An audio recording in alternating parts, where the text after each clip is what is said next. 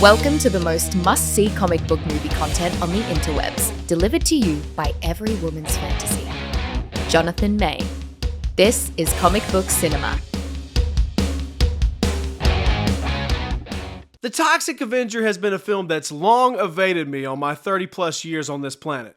I can remember seeing this film's VHS box on rental store shelves as a kid. The box art intrigued young Jonathan. But this film is also an unrated, ultra-violent, profanity-filled film that my parents never would have let me watch as a kid. Little did I know until recently that I didn't miss out on much. And the next time you're in danger or in need of help, look to the horizon and maybe, just maybe, the Toxic Avenger will be there. What? The Toxic Avenger is a cult classic, for better or for worse.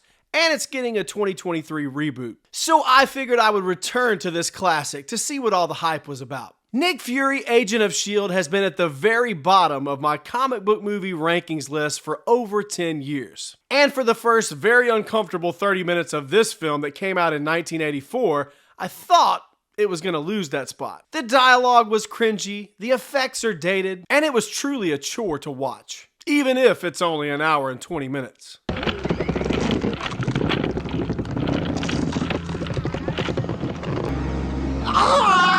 Well, there was no place to go but up from the awful beginning of this film. There are some moments later in the movie that are mildly fun. Once the nerdy Melvin jumps out of a gym window into a vat of toxic waste, he becomes the Toxic Avenger. This film is over the top in every way possible. Once I did a little research after watching the film, I did have a tiny bit more respect for it, considering that the director, Lloyd Kaufman, only had a budget of $475,000 to make this movie. There were some pretty impressive feats pulled off in the film. I know $475,000 doesn't sound like much, but just for perspective, Back to the Future had a budget of $19 million, and Top Gun, which also came out in the 80s, had a budget of $15 million. So that's what the norm was at this time. But at the end of the day, that doesn't change the fact that this film is cheesy and dreadful. You fat slob, let's see if you have any guts.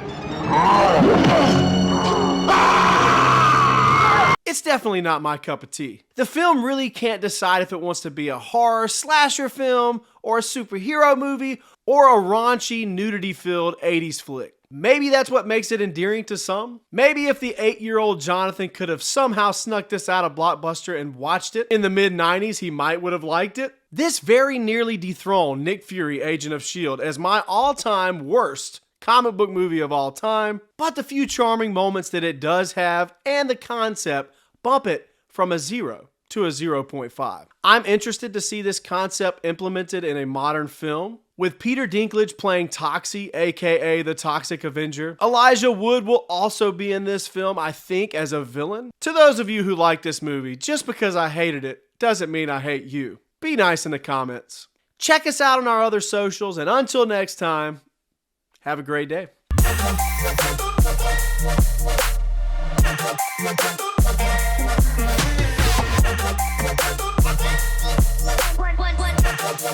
What?